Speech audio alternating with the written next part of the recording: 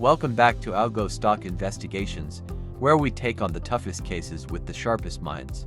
But when the stakes are high and time is short, there's only one detective who can handle the pressure: Detective SGDRegressor. This detective doesn't wait for all the evidence to pile up before jumping to conclusions. No, SGDRegressor moves fast, working with just one clue at a time, adapting, adjusting, and always getting closer to the truth.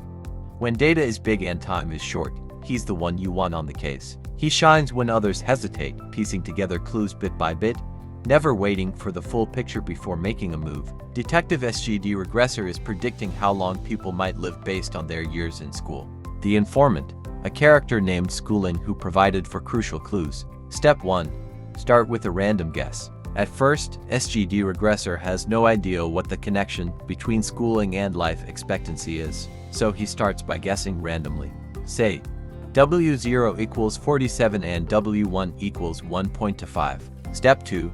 Look at the first clue. The first clue tells the detective that someone with 10 years of schooling has a life expectancy of 59.9 years. SGDRegressor checks how far off his initial guess was and calculates the error. Error equals y actual minus y predicted, where y actual equals 59.9 and y predicted equals 59.4. So error equals 0.4.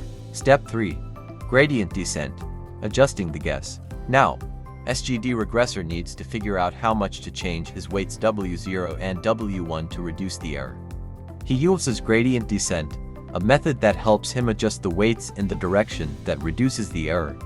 The key idea behind gradient descent is to calculate the derivative of the error with respect to each weight. In simple linear regression, we often use the mean squared error as the error function. Our goal is to minimize the error by adjusting the weights W0 intercept and W1 slope. To minimize the error, we calculate the gradient of the error function with respect to the weights.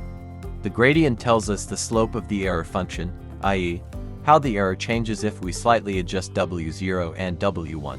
The derivative of the error function with respect to W1 is -8. Similarly, the derivative of the error with respect to W0 is -0.8. Note, here, we don't multiply by x because W0 isn't associated with any feature, but simply shifts the prediction up or down. Using these gradients, we can update the weights, where eta is the learning rate, a small number that controls the size of the steps taken towards minimizing the error. SGDRegressor doesn't take wild leaps, he makes careful, calculated steps. This is where the learning rate comes in.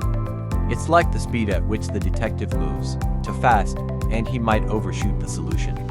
Too slow, and it'll take forever to solve the case. Many libraries will take care of these learning rates on their own, but you should understand the concept of their working.